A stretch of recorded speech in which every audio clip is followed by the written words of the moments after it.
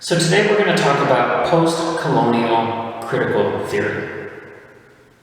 In order to do that, we're going to have to discuss a little bit of a history lesson. Over the tens and thousands of years of human history, there have been invasions, wars, and conquests. But in the last 400 years, something very different happened. Basically, the people from Europe, this part of the Western and Northern hemispheres, took over and controlled and colonized almost every other country in the world. The easiest way to tell is think of it this way. If you're in a country in South America and they speak Spanish, they didn't speak Spanish 300 years ago. If you were in India and they speak English, Indians didn't speak English 300 years ago. Australia, Africa, North America, Central America, the Caribbean, every single place in the world has been affected by this. What does that got to do with literature? Well, post-colonial theorists say that because we're still dealing with that power structure, that idea of the conqueror and the conquered, the colonized and the people who have been the colonizers, all of those power structures affect our stories. They affect the way that we tell our tale. Who are the villains? Who are the good guys? How are people portrayed? How does any of this have to do with The Truman Show? We'll get into that in a second. The effects of colonization were far-reaching. If you don't believe that this is still a serious issue, look at things like race relations in the United States, or residential schools, which only finished and closed up in the 90s. The effects run deep. According to post-colonial theorists, that wiring, that pattern of oppressor and oppressed is something that surfaces in literature time and again. Yes, easier to spot in some things than others. 5-second study of Avatar, and you've got post-colonial stuff galore. Truman Show does fit it, though, if you think about it in a certain way. One of the key elements of this theory is the idea that you need to see which one is the oppressor and which one is the oppressed. So the relationship is quite simple. You have the colonizers, and then you have the colonized. So why is it called post-colonial? Because we have to talk about the after effects. The oppressed are ones that have either been moved from their original location, they have had their language taken from them, they've been educated in the ways of the colonizer, they are limited in terms of where they can move and what they can do. You can probably tell based on what I'm explaining that this definitely fits Truman. In the town of Sea Haven, there's only a population of 1. There's only 1 indigenous person in the entire place, and that's Truman. He was born into this, educated into this. Everyone is there, controlling his movements, controlling his actions, deciding his life, and dictating what it is his life is going to look like and what it's going to turn out to be. Within The Truman Show, you have a very definitive power relationship. You have someone who is indigenous to a particular area, and everyone else around him is working to repress him, control him, and dictate exactly what type of a lifestyle and what type of an ideology he has to support. At its core, you have Truman, who fights against it. He's independent. He wants to express his free will, although he's terrified, scared to death by the oppressors themselves, in a series of very cruel experiments, I might add. Killing off his father by drowning, even setting him up to try to go on that ferry. Terrifying acts of violence against someone in order to be able to keep them exactly where you want them. Even in The Travel Agent, there are signs warning about terrorism, fires, disease, gangs, all in a way to be able to try to make sure that Truman is under constraint. One of the elements that you need to look at, aside from the oppressor and the oppressed, is that there's a very distinct pattern from the oppressed in which they take on the mannerisms, the patterns, the power structures, the governmental systems, the laws, the religion, the language of the oppressor.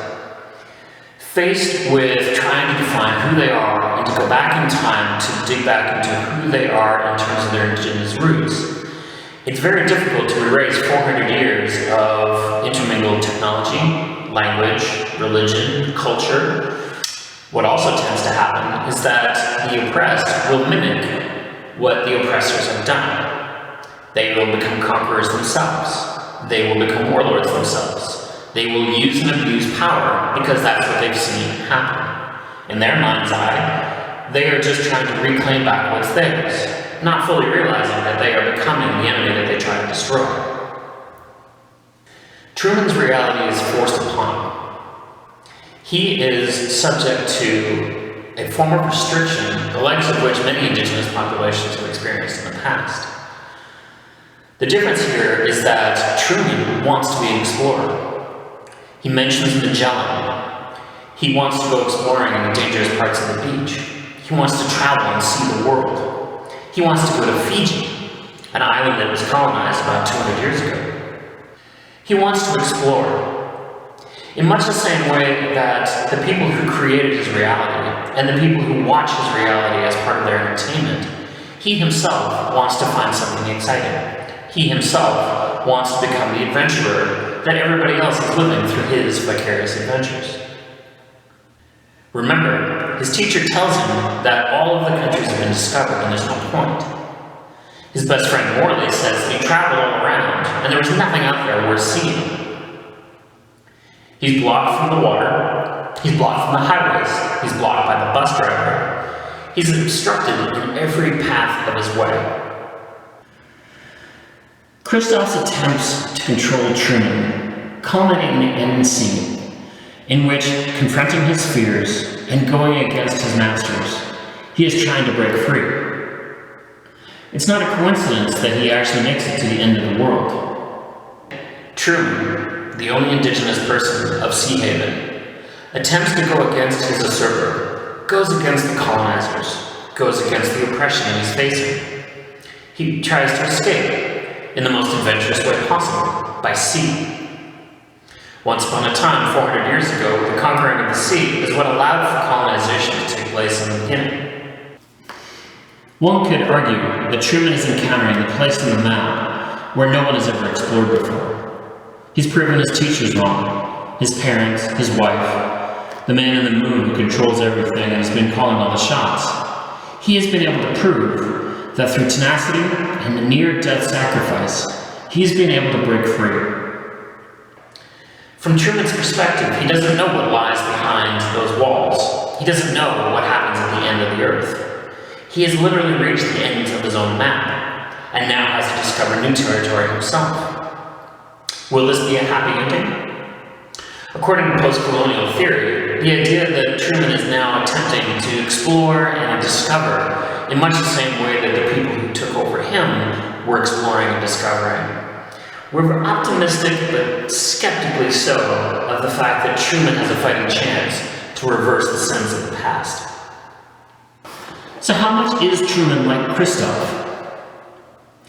It's too early to tell. Remember, in the pattern of post-colonial study, the first thing you have to look at is who's being colonized and who the colonizers are. Then you look at the methods and effects, and then you check to see, well, are the colonized beginning to emulate and to mimic their oppressors? Truman's desire to explore, to get out of the world that he's been contained in, should not be seen as a perfect negative. Truman is trying to give himself the right that everybody else has been given themselves, which is the right to choose, the right to freedom. The rights and abilities to be able to move freely from place to place. Much like we've seen in other stories and in history time and time again, there are ways and means in which you can take the tools, the language, and the methods of the oppressed and free yourself. Appropriate them, reappropriate them. Define yourself and redefine yourself based on not completely what you were, though that is very important for your foundation, and not completely in the struggle to fight against, although that defines who you are and has tested your strength time and again. You have to be a combination of both of those things. Truman expresses that best at the end when he feeds the line, ironically, of his catchphrase, "Good morning, and if I don't see you later, good afternoon, good evening, and good night."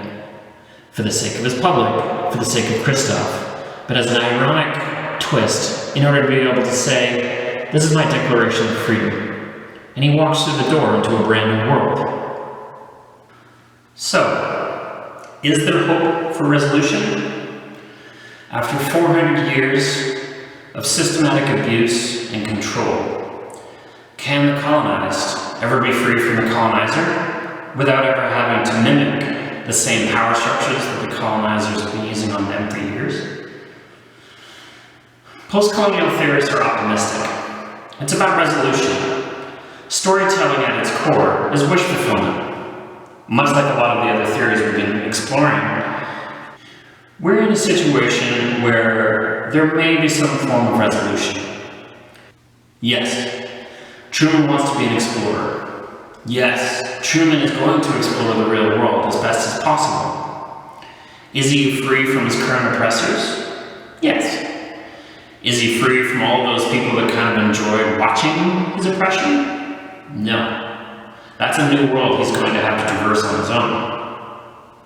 We wish Truman well in whatever new lands he's trying to explore, and we hope that he remembers his lessons from the past.